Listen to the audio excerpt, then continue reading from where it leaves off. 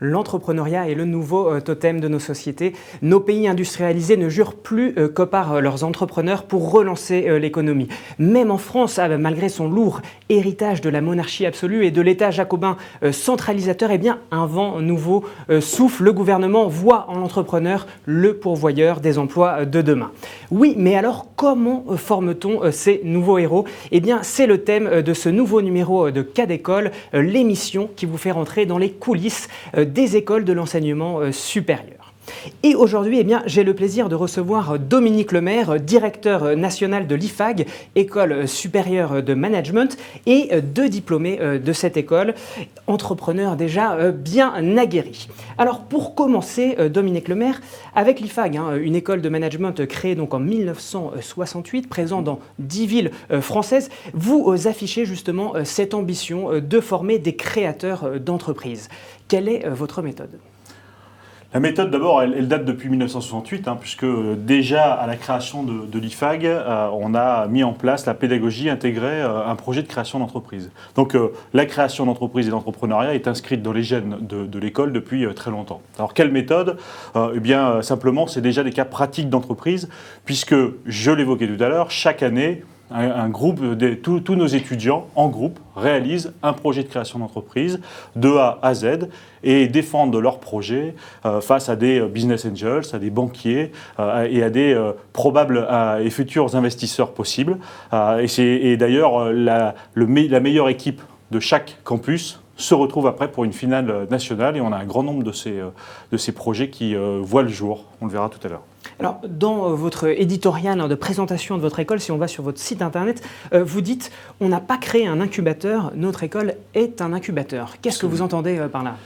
Eh bien, l'entrepreneuriat se développe effectivement, vous l'évoquiez tout à l'heure, dans de nombreuses formations, soit sous forme d'options. Parfois aussi, ça répond à un effet de mode, alors il faut répondre aussi aux problématiques, mais l'entrepreneuriat, je le disais, est inscrit dans les gènes. D'abord, la pédagogie de l'école est axée sur le cycle de vie de l'entreprise. Je m'explique. On fait faire un projet de création d'entreprise à nos étudiants. Ensuite, on leur demande de réaliser une année d'après, le diagnostic stratégique pour prendre un peu de hauteur et de pouvoir avoir une dimension stratégique de l'entreprise. Et en toute dernière année, donc sur le Bac+5, on leur demande là de réaliser un projet d'évaluation de l'entreprise avec un objectif, eh bien c'est ou la transmission ou la reprise d'entreprise, parce que ça, c'est un des domaines sur lesquels la formation n'est pas encore très présente. Alors, vous parliez de Bac+5, justement, quelles sont les formations que vous délivrez, quel niveau de diplôme ? Alors, on délivre deux diplômes, un Bac+3 avec un bachelor orienté sur l'entrepreneuriat, plutôt pour permettre de créer des startups ou des TPE. Et puis, on a un Bac+5 qui permet là d'accéder à des postes de direction d'établissement, mais aussi de création ou de reprise d'entreprise.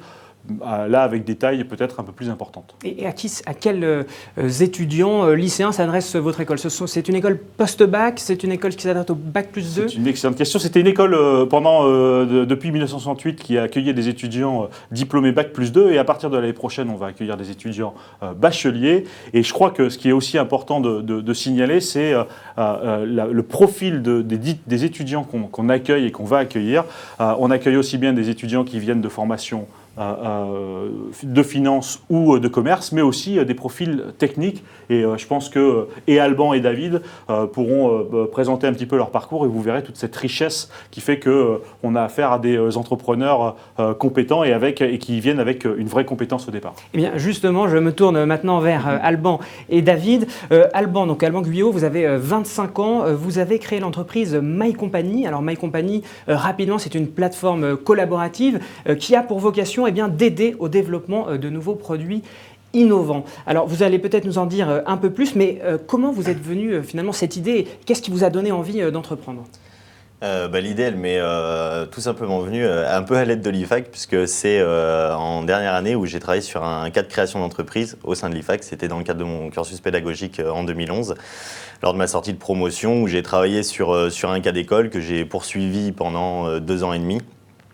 Jusqu'à avoir un business plan complet, finalisé, pour aller chercher des investisseurs et lancer mon entreprise.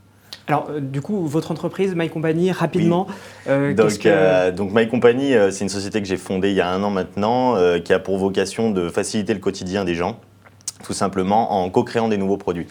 Donc on a lancé en 2013 2 innovations. La première, c'est My Community, qui est le premier social game au monde entièrement dédié à l'innovation de produits. Donc c'est un jeu 3D dans lequel vous pouvez poster des idées de produits. On vous accompagne à la co-création pour le lancement commercial. Et on a conçu et développé en parallèle de ça un premier produit qui était là aussi issu du cas de création d'entreprise à l'IFAG Lyon, qui était un porte-clés connecté intelligent qui est sorti sur le marché fin 2013, qui s'appelle MyKey, et qui vous permet de retrouver vos clés lorsque vous les perdez ou de retrouver votre smartphone à l'aide de vos clés. Alors David, vous êtes également un entrepreneur, mais peut-être pas un créateur. Alors peut-être que vous allez me dire que si, mais si je le dis ça, c'est que vous avez, choisi le choix de la reprise d'une entreprise, et pas n'importe laquelle, puisque vous avez repris une distillerie de whisky. Pouvez-vous nous en dire un peu plus? Alors c'est une activité donc artisanale, petite entreprise, il y a une salariée, donc moi qui m'en occupe sur la partie distillation et bien sûr gestion d'entreprise. C'est là où l'IFAG m'a beaucoup apporté sur la partie gestion, marketing,